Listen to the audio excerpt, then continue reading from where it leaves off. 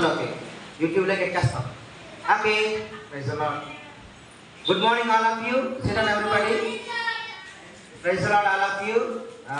Yesterday morning we telling the Jonah story, Bible story. Prepare the in order.